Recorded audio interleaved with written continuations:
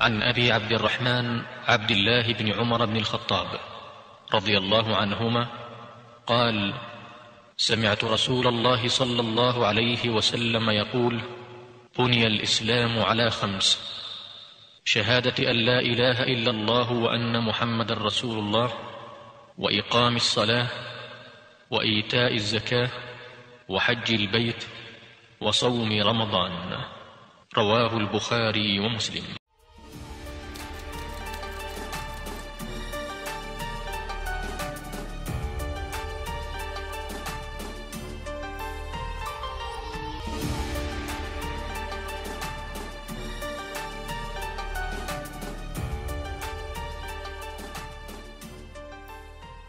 Assalamualaikum warahmatullahi wabarakatuh.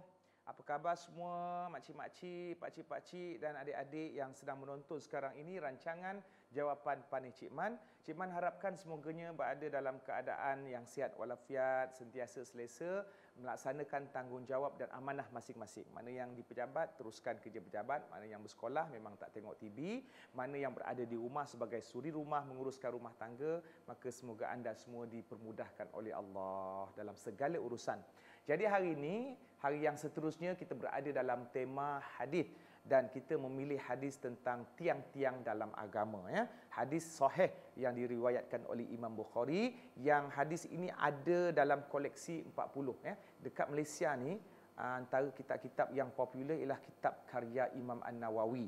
Jadi salah satu daripada hasil karya Imam Nawawi ialah beliau ada menghimpunkan 40 hadis matan Arba'in An-Nawawiyah, iaitu 40 matan hadis yang dikarang, bukan dikarang tapi disusun oleh Imam Nawawi. Jadi hadis-hadis ini merupakan hadis-hadis yang asas, yang merupakan orang kata fundamental dalam urusan agama. Sebenarnya hadis Nabi ni banyak, ada beribu-ribu. Dalam Sahih Bukhari sendiri lebih daripada 3,000, lebih kurang 4-5,000 begitu.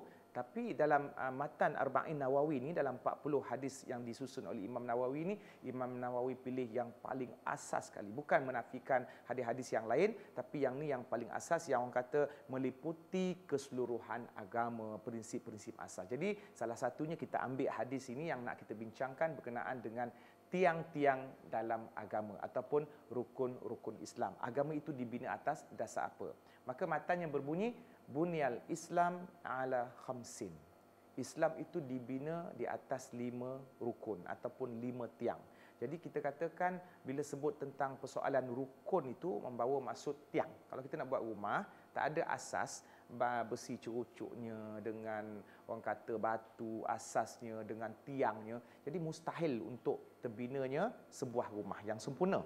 Kita nak buat kemah pun mesti ada tiang. Walaupun dinding kemah tu daripada kain ataupun daripada benda yang tak kukuh, tapi kemah tu boleh berdiri kerana adanya tiang. Soal dia kukuh tak kukuh itu soal pembinaan, itu cerita lain lah. Okey. Nah, sekarang Islam kita umpamakan sebagai sebuah rumah yang kita nak duduk di dalamnya dan kemudian mesti ada tiang-tiangnya. Maka tiang-tiangnya lah yang akan kita bincangkan dalam hadis ini.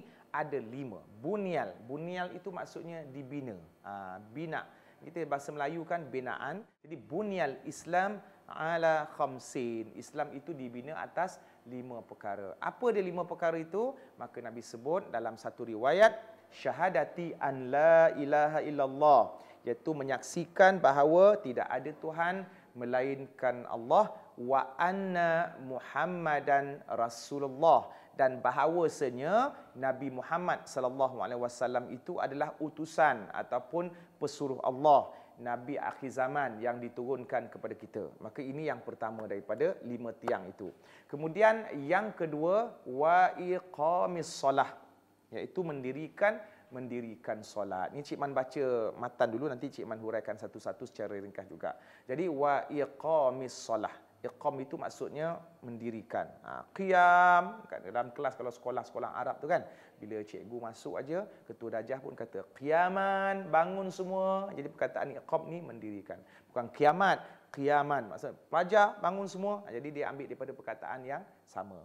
Kemudian yang ketiga, wa itaiz zakah, Iaitu bila sebut zakah tu rasanya makcik-makcik semua dah faham lah bila sebut zakah kan. Sebab banyak perkataan-perkataan Melayu yang kita ambil daripada bahasa Arab. Jadi mesti bayar zakat. Kita pun sebenarnya dah belajar daripada kecil tentang rukun Islam ni daripada sekolah rendah sampailah ke sekolah menengah ada 5 rukun. Cuma hari ni kita nak bincangkan hadisnya. Benda tu memang ada disebut dalam hadis. Jadi wa itaiz zakah maksudnya membayar zakat. Zakat dengan pelbagai jenis lah. Nanti kita akan uraikan sedikit sebanyak.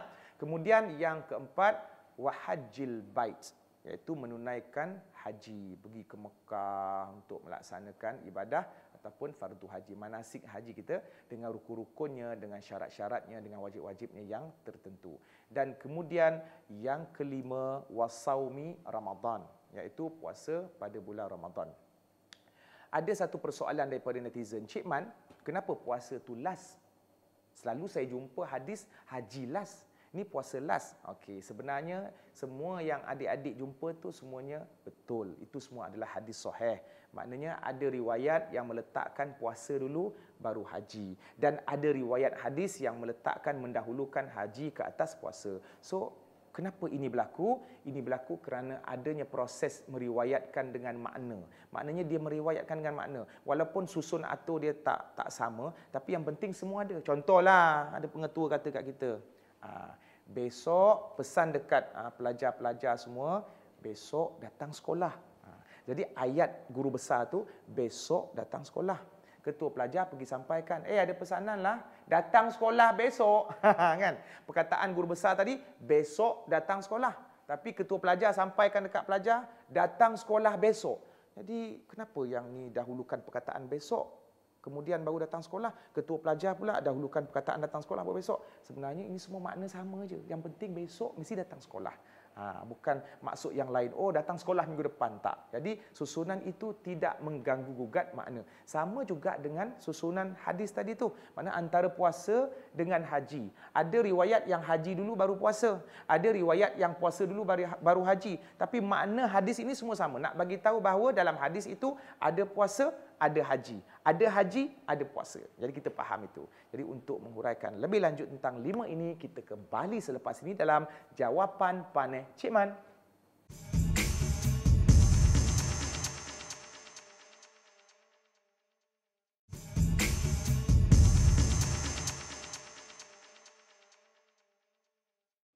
Alhamdulillah, kembali dalam rancangan Jawapan Paneh Cik Man. Kita sedang menguraikan hadis tentang tiang-tiang agama. Tadi Cik Man bacakan dia punya matan, itu 5 perkara. Pertama sekali, kita mengucap 2 kalimah syahadah, ya, menyaksikan Allah hanya satu-satunya Tuhan kita dan Nabi Muhammad itu pesuruh Allah, Nabi akhir zaman, Nabi yang terakhir. Kemudian mendirikan solat.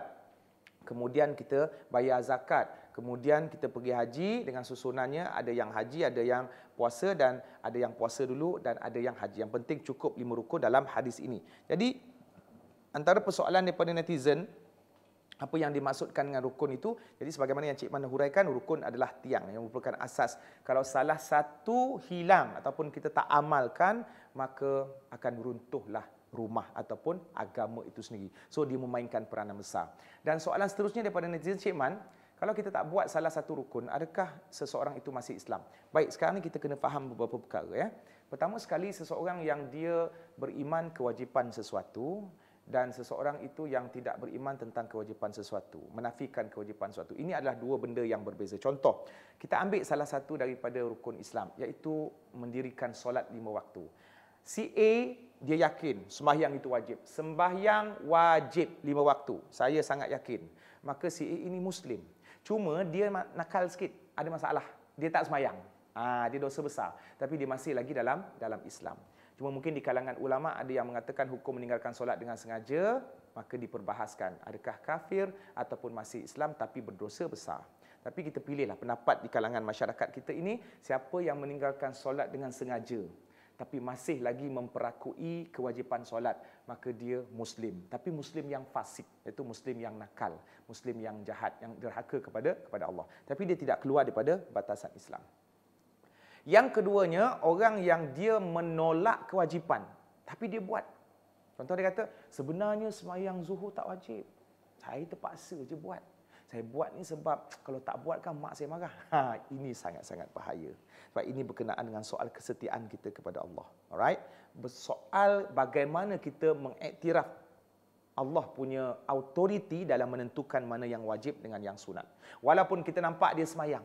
Dia semayang zuhur. Tapi dia kata, kenapa kau semayang kau semayang zuhur ni, kau yakin ke ini wajib? Tak. Ini semua tak penting. Tapi aku terpaksa buat. Maka ini dihukumkan dia telah terkeluar daripada batasan agama. Na'udzubillah min dzalik. Jadi benda-benda yang macam ni kita kena jaga. Ini soal kesetiaan kita kepada Allah. Contohlah Cik Man bagi contoh. Ada seorang isteri, hati dia sangat setia dengan suami.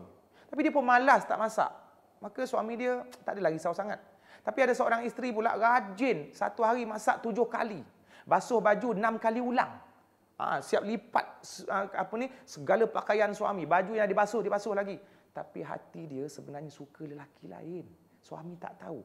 Agak-agak kalau suami tahu, mana isteri yang, ya Allah, kenapalah aku boleh berkahwin dengan dia. Yang satu tadi tu mungkin nakal dari segi zahir, tapi setia dengan suami dia. Bang, engkau saja dalam hati aku. Walau apa pun yang berlaku, aku sedia berkorban nyawa semata-mata demi kerana engkau. Kan sejuk. Cuma mungkin dia ni nakal sikit, kentut depan muka suami, kemudian tak masak, berak, tak flush dan seumpamanya. Itu boleh bincang belakang buat meeting. Tapi yang ni tadi nampak zahir macam, baguslah. Tapi dalam hati, saya tidak mencintai awak. Saya mencintai lelaki sebelah. Ini benda yang paling menyeramkan. Apa yang paling menyakitkan dalam kehidupan kita adalah soal kesetiaan. Siapa yang curang, maka itu adalah suatu kesalahan yang paling besar sekali. Jadi sama juga dengan soal kita memperakui kewajipan. Kita buat tapi kita kata tak wajib. Seolah-olah kita biadab dan mempertikaikan kehebatan Allah dalam menentukan kewajipan sesuatu. Tapi kalau saya mengaku ini wajib, saya memang berdosa besar, tapi ini kelemahan saya sebagai seorang hamba. Maka yang ini tidaklah sebesar kesalahan menafikan kewajipan. Okey, ada persoalan-persoalan yang lain berkenaan dengan rukun Islam. Apa kaitan rukun Islam dengan rukun iman? Okey, rukun Islam ini dia lebih kepada urusan-urusan yang praktikal. Contohnya, kita mengucap 2 kalimah syahadah, kemudian kita semayang, nampak Allahu Akbar, angkat tangan, rukuk apa semua. Kemudian yang ketiga, bayar zakat. Kita memang keluarkan duit, kita keluarkan mana-mana lembu bila kita dah cukup kata kuota, kita bela lembu, binatang-binatang yang tertentu yang diwajibkan keluar zakat Al-An'am tu. Kemudian kita pergi ke Mekah melaksanakan haji. So, dia berbentuk lebih kepada praktikal, bukan semata-mata keyakinan. Kemudian yang keempat, praktikal kita yang terakhir, kita berpuasa di bulan Ramadan. Itu rukun Islam, ya. Dia bersifat keyakinan juga, kita yakin kewajipan kelima-lima rukun ini dan kita ada praktikal. Berbanding dengan rukun iman, maka dia berkaitan dengan iman. Bila sebut iman ni, dia tak memperlihatkan praktikal. Percaya kepada Allah. Percaya ni bukan kerja perbuatan yang nampak, tapi percaya ni kerja hati. Kadang-kadang orang tu dia semayang tapi tak beriman dengan Allah. Dia tak percaya aku semayang ni semata-mata sebab mak bapak aku semayang. Jadi tak terlunas rukun imannya. Kemudian beriman dengan malaikat. Kita nak buat apa dengan malaikat? Nak ajak duduk serumah ataupun nak keluar shopping dengan dia. Just kita mengakui dan kita percaya bahawa adanya urusan ghaib, adanya malaikat-malaikat. Maka kita yakin. Maka ini kerja hati. Kemudian beriman kepada kitab-kitab. Kita tak ada nak buat apa dengan kitab-kitab, melainkan kita percaya bahawa Allah menurunkan beberapa kitab dan kitab yang terakhir. Dan begitu juga beriman dengan hari akhirat, beriman dengan qada dan qadar. Kita tak ada buat apa-apa yang melibatkan perbuatan zahir. Maka ini perbezaan antara rukun iman dengan rukun Islam. Tapi kedua-duanya adalah sama, ia merupakan asas kepada agama. Kalau ditinggalkan, maka akan rosak dan runtuhlah agama Islam yang kita anut. Baik, kemudian soalan daripada netizen. Cik Man, betul ke rukun Islam ini membentuk akhlak yang mulia? Yes. Bahkan bukan akhlak saja yang paling asas sekali, dia membentuk akidah dan dia membentuk sifat mukmin yang sejati apabila kita mempraktikkan kepada keseluruhan rukun iman tersebut, rukun Islam tersebut. Bermula daripada kita mengucap 2 kalimah syahadah. Itu yang Nabi dia pesan kepada duta-duta ataupun pendakwah-pendakwah yang Nabi utuskan kepada negara-negara yang luar. Kalau pergi ke sana ataupun pergi berdakwah, maka ajaklah orang menyembah Allah. Kemudian kalau dah sembah, ajaklah orang supaya mengucap 2 kalimah syahadah. Kemudian didik mereka semayang. Kemudian bayar zakat. Maka ini yang Nabi pesan kepada duta-duta Nabi, antaranya Muaz bin Jabal dalam proses dakwah mereka di tempat ataupun negara-negara luar. Jangan ke mana-mana. Kita kembali selepas ini dalam rancangan Jawapan Pandai Cik Man.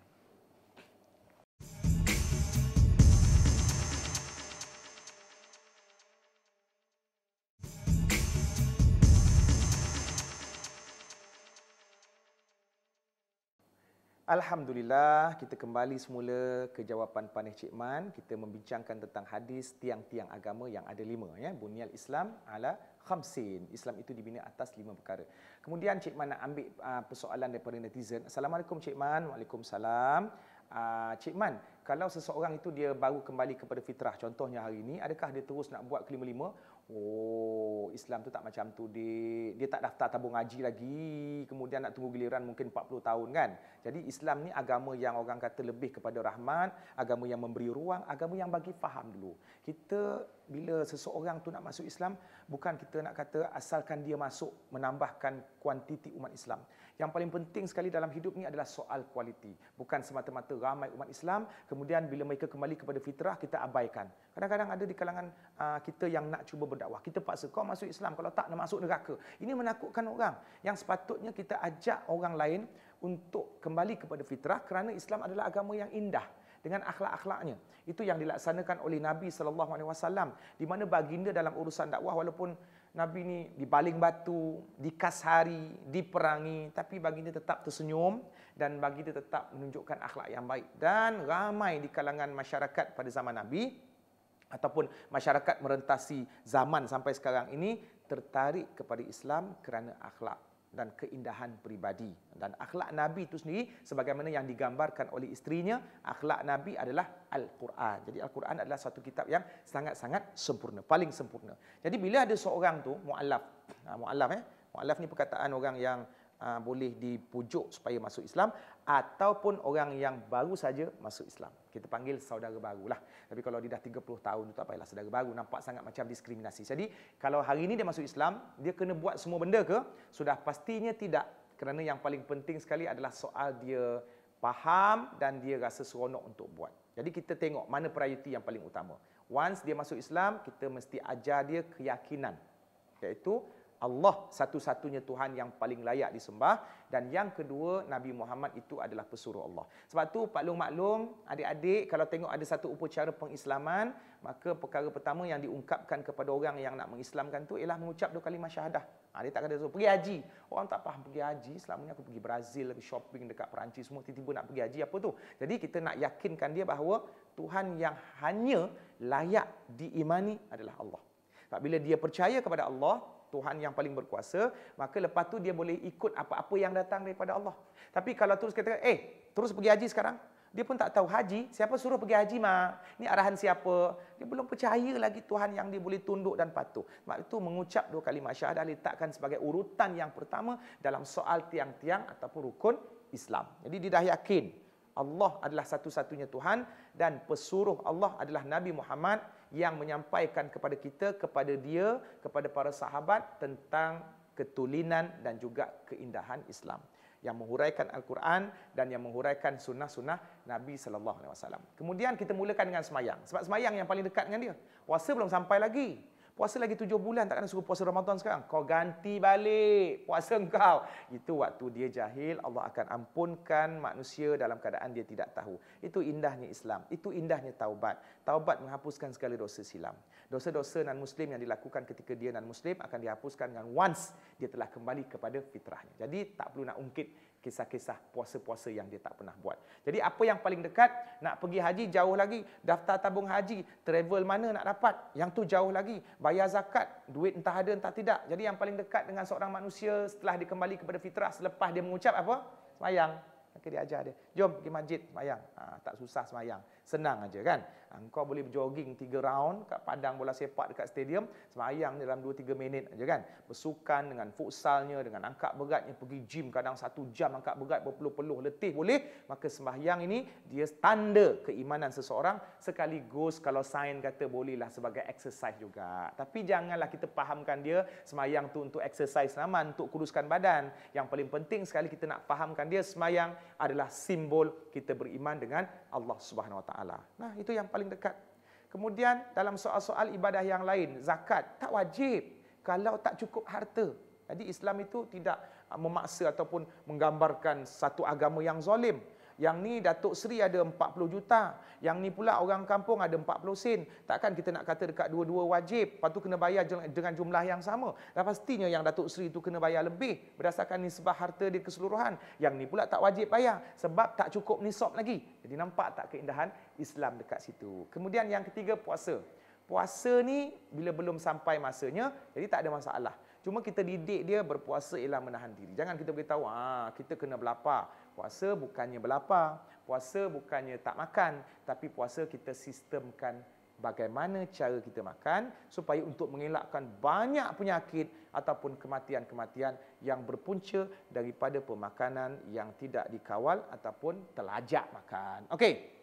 Kemudian yang keempat, yang seterusnya yang terakhir, menunaikan haji di Mekah, di Baitullah.